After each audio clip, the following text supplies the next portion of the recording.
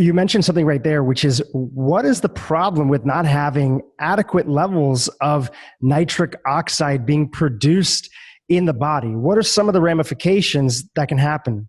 Okay, there's a whole bunch of them.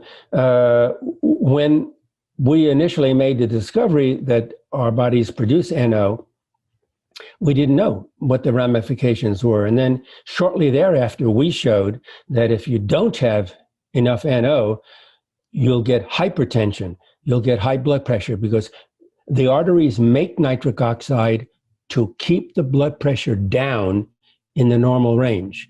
As soon as you start blocking production of NO, hypertension. Same thing, if you block the production of nitric oxide, you can get a stroke because you get blood clotting occurring unnaturally in the brain.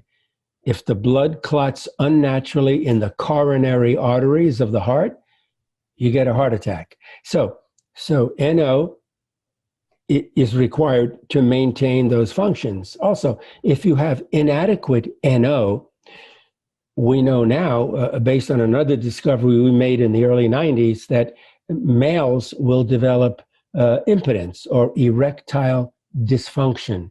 But let's not leave the ladies out. Ladies who make inadequate amounts of NO will also suffer from erectile dysfunction in the form of they lose their sensual or sexual arousal. They lose sexual arousal, The libido. when the nitric oxide levels come down.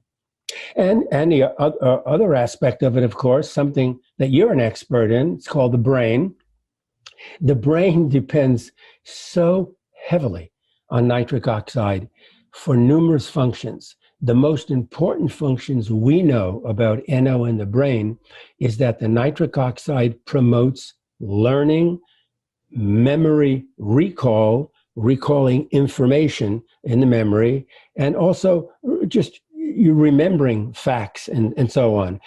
The other point that I always make to graduate students and young investigators is that the brain has more nitric oxide in it than does the rest of the body. And we don't really know why. All we know is that NO in the brain promotes memory recall, learning, and so on. But there's got to be more functions. I think NO is important in the brain to dilate all the blood vessels, to keep the blood circulating in the brain, to keep the delivery of oxygen and nutrients going to the brain. And when you dilate arteries, you also promote the removal or washout of metabolites that can injure the brain, just like they would in your muscles when you're working.